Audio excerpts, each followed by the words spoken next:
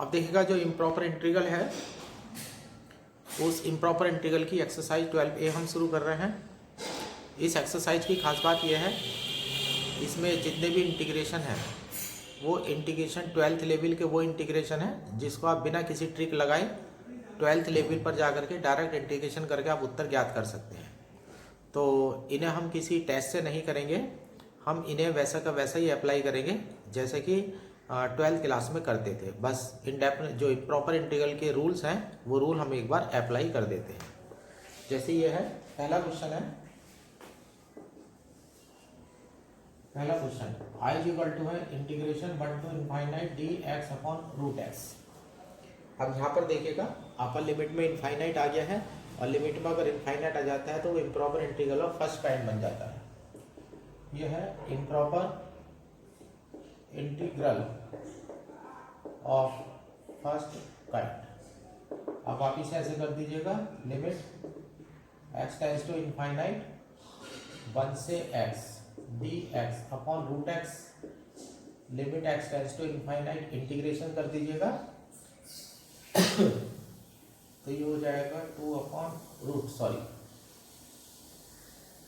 Integration two root x और limit हो जाएगी आपकी 1 से इनफाइनाइट। तो limit x tends to infinite 2 common root x minus 1। जब इनफाइनाइट डालेंगे तो वैल्यू इनफाइनाइट आ जाएगी। अगर इंटीग्रेशन की लिमिट इनफाइनाइट आ रही है या प्लस इनफाइनाइट या माइनस इनफाइनाइट तो वो डाइवर्जेंट हो जाएगा, और अगर फाइनाइट क्वांटिटी आ रही है तो वो कन्वर्जेंट हो जाएगा, है ना। तो इनफाइनाइट आ चुका है तो इंटीग्रल इज डाइवर्जेंट। तो जो इंटीग्रल है वो डाइवर्जेंट। इस तरह से दूसरा देखिएगा, I is equal to integration 1 to infinite dx upon x। ये भी देखिएगा लॉग इनफाइनाइट बनेगा, लॉग इनफाइनाइट की वैल्यू इनफाइनाइट हो जाएगी। ये है I is improper integral of first kind. तो I इज इक्वल टू आप ऐसे तोड़ देंगे, limit x tends to infinite integration 1 से x dx अपॉन x। अब इसका इंटीग्रेशन कर देंगे, log x आ जाएगा, limit x tends to infinite log x minus log 1, log infinite minus 0 infinite. I is divergent. तो इंटीग्रेशन जो है आपका डाइवर्जेंट हो चुका है। थर्ड देखिएगा, I is equal to integration 3 से infinite dx upon x minus 3 का होल स्क्वायर, x माइनस 2 का होल स्क्वायर। लिमिट में इनफाइनाइट आ गया है, ये फर्स्ट काइंड का हो गया, ये हो गया improper integral of first kind. तो ये हो जाएगा, इसे तोड़ देंगे, limit x tends to infinite integration 3 to x dx upon x minus 2 का होल स्क्वायर। इसका इंटीग्रेशन कर दीजिएगा, फाइनाइट क्वांटिटी आ जाएगी तो आंसर कन्वर्जेंट आ जाएगा। Fourth, I is equal to 0 to infinite है e to the power minus mx dx है और m ग्रेटर देन 0 है। ये भी आपका फर्स्ट काइंड का हो गया। फिर इसे भी आप ऐसे ही कर देंगे, limit x tends to infinite 0 से x e to the power minus mx dx। इसका इंटीग्रेशन कर दीजिएगा। फिफ्थ देखिएगा, फिफ्थ में I इक्वल टू है माइनस इनफाइनाइट से infinite dx upon 1 plus x square. Integration देखिएगा tan इनवर्स x होगा, लिमिट आंसर पाई आएगा इसका। तो यानी कि आपका जो वैल्यू है वो कन्वर्जेंट हो रही है। लेकिन अपर लिमिट में भी इनफाइनाइट आ चुका है, लोअर में भी इनफाइनाइट है, तो ये हो गया improper integral of first kind.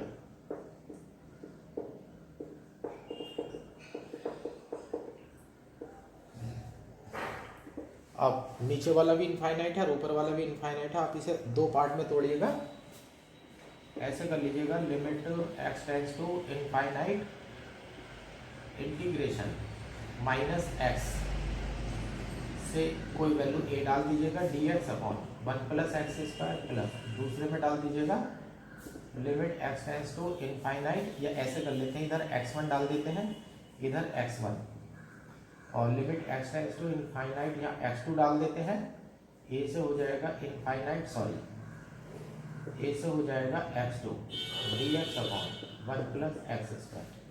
इसका इंटीग्रेशन कर लीजिएगा, π/2 ये आ जाएगा, π/2 ये आ जाएगा, तो मिलकर के आपका पाई हो जाएगा। 6 क्वेश्चन में i = है माइनस इनफाइनाइट से 0 साइन हाइपरबोलिक x dx, ये भी फर्स्ट काइंड हो गया। Improper integral of first kind, पहले काइंड का इम्प्रॉपर इंटीग्रल है तो आप ऐसे करिएगा, limit x tends to infinite minus x से 0 और साइन हाइपरबोलिक x को तोड़ दीजिएगा, e⁻x माइनस e⁻−x/2 dx। अब आप इसका आसानी से इंटीग्रेशन कर सकते हैं।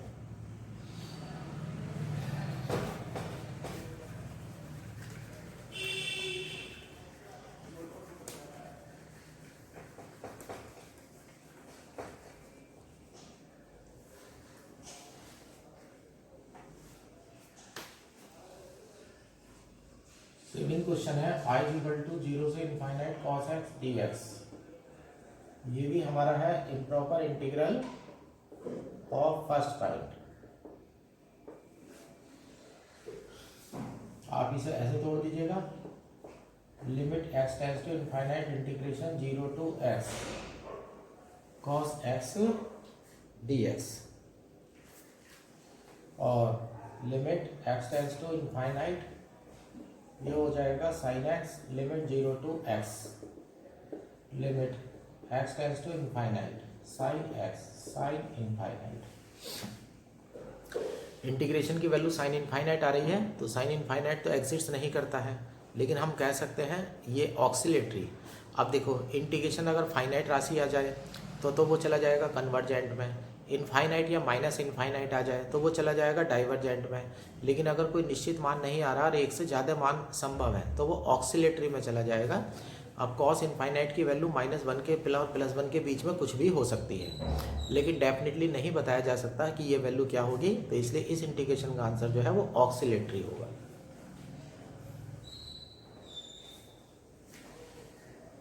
इक्वल टू में डाल देते हैं ऑक्सिलेटरी।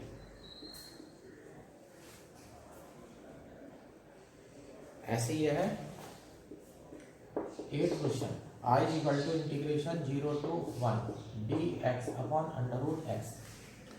जिस फंक्शन का इंटीग्रेशन करना है उसे f(x) ले लीजिएगा तो f(x) की वैल्यू 1/√x हो जाएगी, है ना। और x में देखिएगा अगर मैं 0 रख देता हूँ, है ना, तो इनफाइनाइट आ जाएगा। तो मेरा फंक्शन 0 पर अनबाउंड नहीं है, तो ये improper integration of second kind है। अब ये है चूंकि f(x) = 1/√x is unbound at x = 0, so I is improper integral of second kind. Second kind का इम्प्रॉपर इंटीग्रल है तो I = आप डालेंगे limit epsilon tends to 0 integration epsilon से 1 x⁻½ dx और उठा करके इसका इंटीग्रेशन कर देंगे। अब 9th में देखिएगा i = integration 0 to 1 dx upon 1 - x। अब यहाँ देख लीजिएगा 1 - x है। अब इसमें अगर डिनोमिनेटर में 1 आ जाए तो ये इनफाइनाइट बन जाएगा, तो यहाँ पर लिख देंगे f(x) = 1/1 - x is unbound at x = 1, so I is improper integral of second kind. ये आपका इम्प्रॉपर इंटीग्रल बन चुका है सेकेंड काइंड का। और इसमें जो प्रॉब्लम है वो अपर लिमिट से प्रॉब्लम है, क्योंकि अपर लिमिट पर फंक्शन जो है वो अनबाउंड हो रहा है।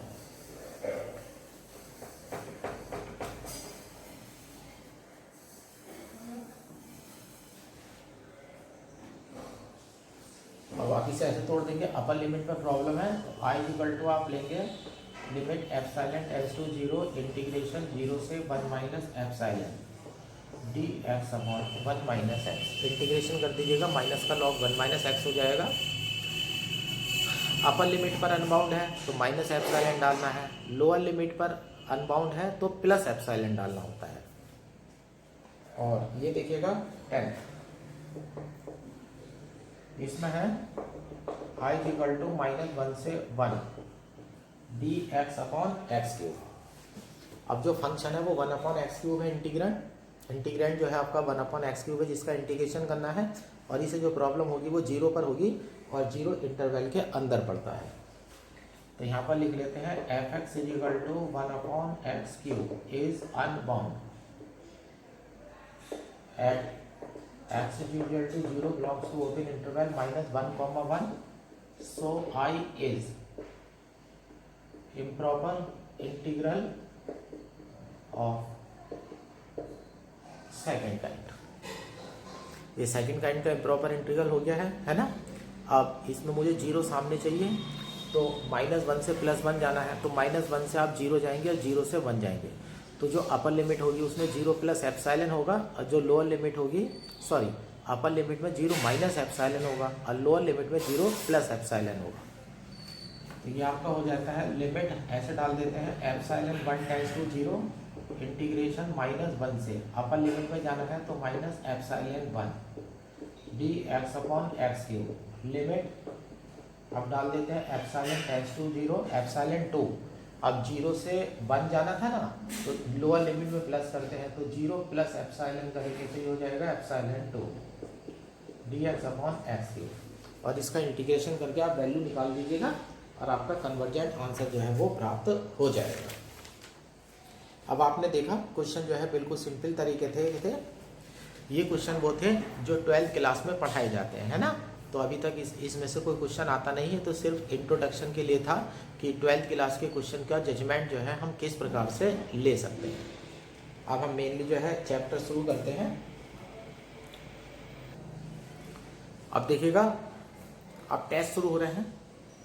सबसे पहले आर्टिकल है 12.7, यह है comparison test for improper integral of first kind. यानी कि इम्प्रॉपर, ये टेस्ट तभी अप्लाई होगा जब improper integral of first kind होगा। फर्स्ट काइंड वाले इम्प्रॉपर इंटीग्रल वो होते हैं जिनकी लिमिट में इनफाइनाइट आ जाता है ना, और फंक्शन जो है वो बाउंडेड होता है। तो कंपैरिजन टेस्ट आपसे ये कहता है कि जब आपको कोई क्वेश्चन मिलेगा कंपैरिजन टेस्ट का, तो आपको ये ध्यान रखना है कि जो आपका ओरिजिनल फंक्शन है उसका मोड किसी फंक्शन से छोटा होना चाहिए। तो यानी कि कंपैरिजन टेस्ट में जो सिंपल सा सिद्धांत लगता है, वो सिद्धांत ये लगता है कि अगर कोई इंटीग्रल कन्वर्जेंट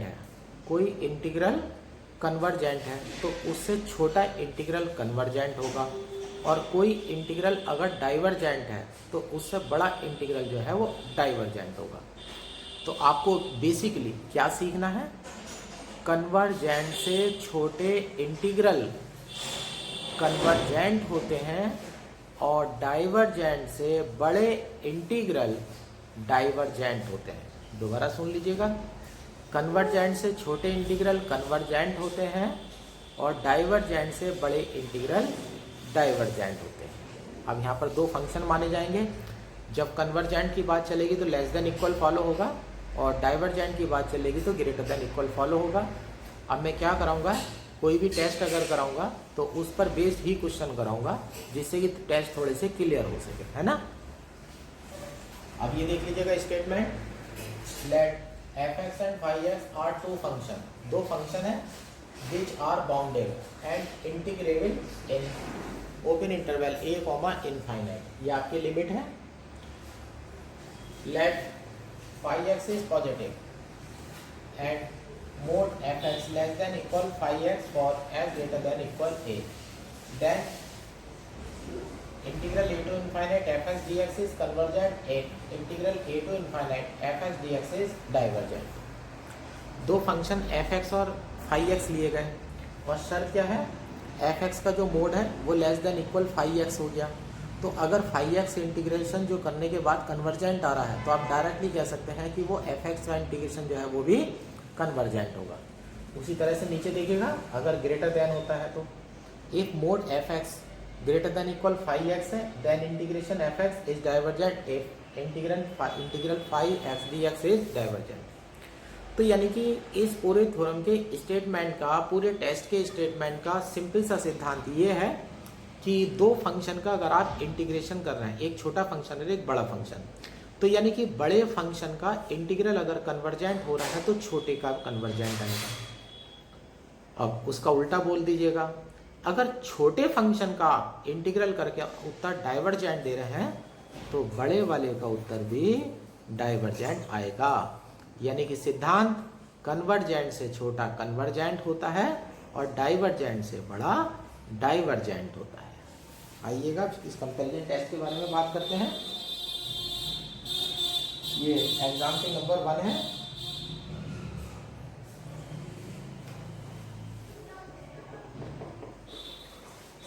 एग्जाम्पल नंबर 1 है, test the convergence of integral I is equal to integral 0 से infinite cos x upon 1 plus x square dx। ये आपका इंटीग्रल है।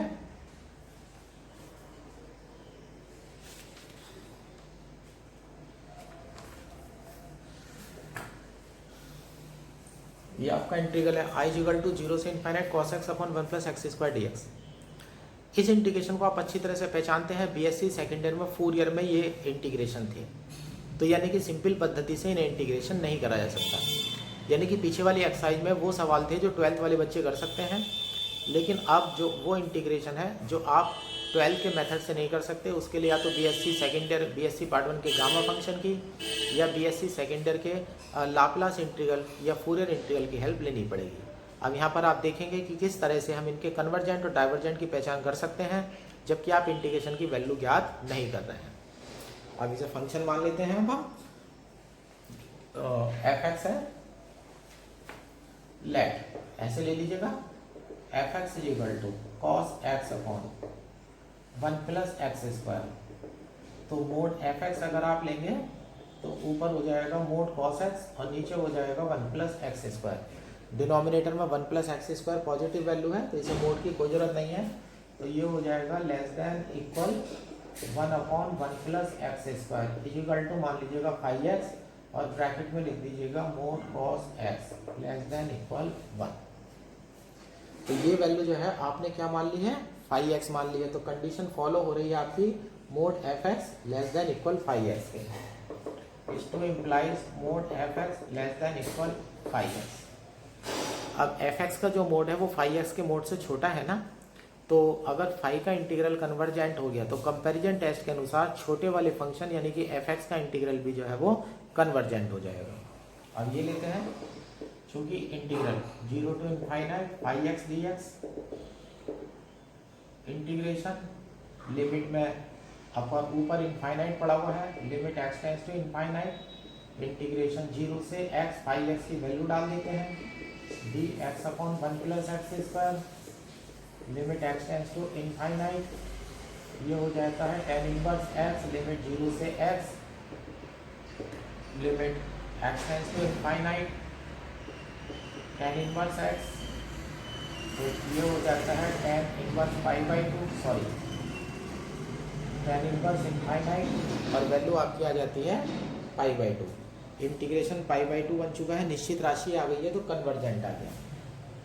is to implies integration 0 to infinite 5x dx is convergent। 5 वाला integration जो कि 5 बड़ा function था उसका इंटीग्रल कन्वर्जेंट आ चुका है तो उससे छोटा ऑटोमेटिकली कन्वर्जेंट हो जाएगा। अब ऐसे लिख देंगे बाई कंपैरिजन टेस्ट इंटीग्रेशन 0 से infinite f(x) dx is equal to integration 0 से infinite cos x upon 1 plus x square dx is also convergent। इस तरह से जो है हमारा कंपैरिजन टेस्ट जो है वो अप्लाई होता है।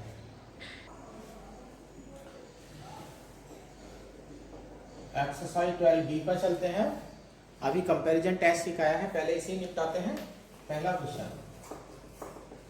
i इक्वल टू इंटीग्रेशन 1 से infinite cos mx upon x square plus a square dx। अब यहाँ से देख लीजिएगा, ये क्वेश्चन बिल्कुल पहले उदाहरण की तरह से ही है। लिमिट में इनफाइनाइट आ चुका है, improper integral of second kind. Sorry गलत बोल गया मैं, फर्स्ट काइंड है। I is improper integral of first kind. Let fx is equal to cos mx upon x square plus a square, mod fx is equal to mod cos mx upon x square plus a square less than equal 1 upon x square plus a square, चूँकि mod cos mx less than equal 1, तो ये हो गया mod fx less than equal 5x, where 5x is equal to 1 upon x square plus a square। अब 5x को check करिएगा, चूंकि integration 1 to infinite 5x dx, integration limit लगा लेता हूँ, limit x tends to infinite integration 1 से x dx upon x square plus a square, limit x tends to infinite 1 upon a tan inverse x upon a, और limit 1 से infinite, तो ये हो जाएगा 1 अपॉन a बाहर हो जाएगा, limit x tends to infinite और tan इनवर्स, सॉरी यहाँ x है, tan inverse x upon a minus tan inverse 1 upon a, 1 upon a, tan inverse infinite की वैल्यू पाई बाई 2 हो जाएगी, minus tan inverse 1 upon a, तो ये हो जाता है 1 upon cot inverse 1 upon a equal to आ जाता है 1 upon a tan inverse 1 upon a, bracket में लिख देते हैं फाइनाइट। ये निश्चित राशि आ चुकी है, यहाँ पर हमारी निश्चित राशि जो है वो आ चुकी है। अब यहाँ से वैल्यू उठा लेते हैं, तो इज टू इम्प्लाई इंटीग्रेशन 1 से infinite 5x dx is convergent. अब लिख देते हैं by comparison test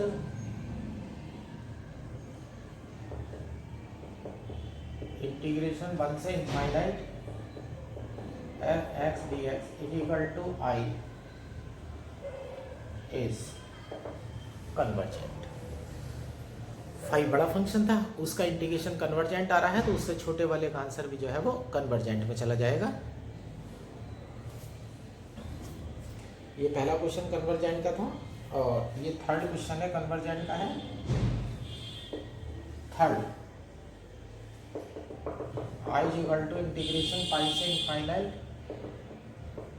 sign x upon x square dx, इसे लिख दीजिएगा इंटीग्रेशन पाई से infinite fx dx, where fx is equal to sine x upon x square. फिर साइन का मोड ले लेते हैं, mod fx is equal to mod sine x upon x square less than equal 1 upon x square, चूँकि mod sine x less than equal 1, तो ये mod fx is equal to हो जाता है less than equal 5x, where 5x is equal to 1 upon x square. Less than की condition जो है वो फॉलो हो चुकी है। अब 5 को इंटीग्रेशन को लीजिएगा, चूँकि इंटीग्रेशन पाई से infinite 5x dx, limit x tends to infinite pi से x, 5x की वैल्यू उठा लेते हैं 1 upon x square dx, limit x tends to infinite 1 upon x square का इंटीग्रेशन करेंगे तो माइनस का 1 अपॉन एक्स हो जाएगा, और पाई से x, limit x tends to infinite minus 1 upon x minus minus plus 1 upon pi, 1 upon infinite की value 0 हो जाएगी, तो उत्तर आ जाएगा 1 अपॉन पाई, ब्रैकेट में लिख देते हैं फाइनाइट।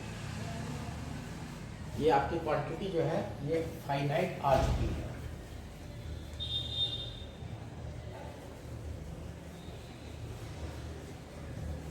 और जिसका इंटीग्रेशन फाइनाइट हो जाता है तो वो कन्वर्जेंट बन जाती है। इसको implies integration five to infinite five x d x is convergent.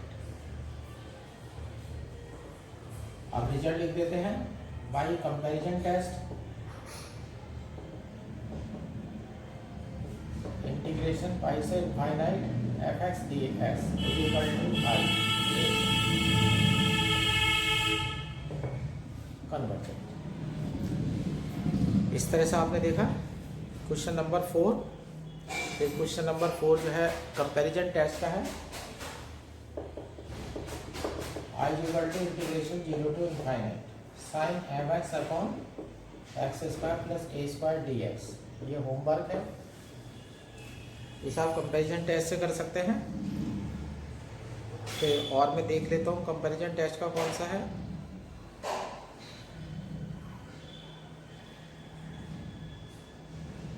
ये अभी जो आपको कंपैरिजन टेस्ट बताया था, ये क्वेश्चन जो थे आपके वो कंपैरिजन टेस्ट के थे। ये क्वेश्चन आपके कंपैरिजन टेस्ट के थे। कंपैरिजन टेस्ट के बाद अब हम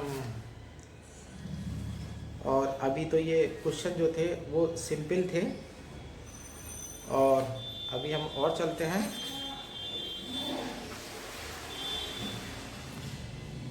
पेज नंबर 334 पर आएंगे तो एग्जाम्पल नंबर 2 तो बाद में कराया जाएगा। और बिल्कुल इसी तरह का सवाल है एग्जाम्पल 3। आई इक्वल टू है इंटीग्रेशन पाई से ए से infinite sorry pi to infinite, और ऊपर है साइन स्क्वायर एक्स dx। ये हो जाएगा पाई से infinite f x d x where five x is equal to sine square x upon x square. Mod f x ले लीजिएगा तो ये हो जाएगा sine square x upon x square less than equal 1 upon x square. चूँकि sine square x less than equal 1 sine का square है तो इसे मोड की कोई जरूरत नहीं है, इसे फाइव एक्स मान लेंगे। तो ये हो जाएगा mod f x less than equal 5x where 5x is equal to 1 upon x square. Integration उठा लीजिएगा पाई से infinite 5x dx limit x tends to infinite limit pi से x dx upon x square. ये हो जाएगा limit x tends to infinite minus 1 upon x और limit pi से x।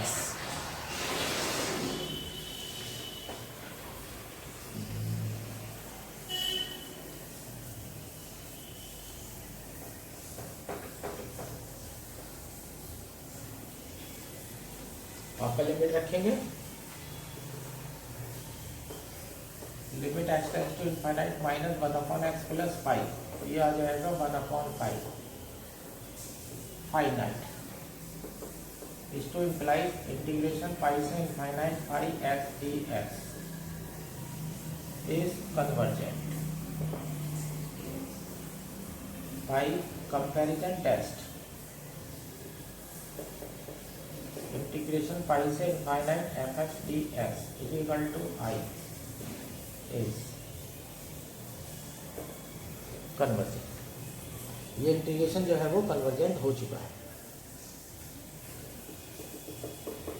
Example number 4 में देखिएगा test the convergence of integral I equal to 0 to infinite है।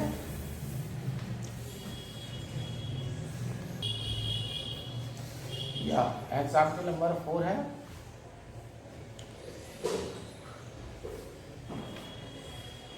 अभी ये एग्जाम्पल नंबर 4 है।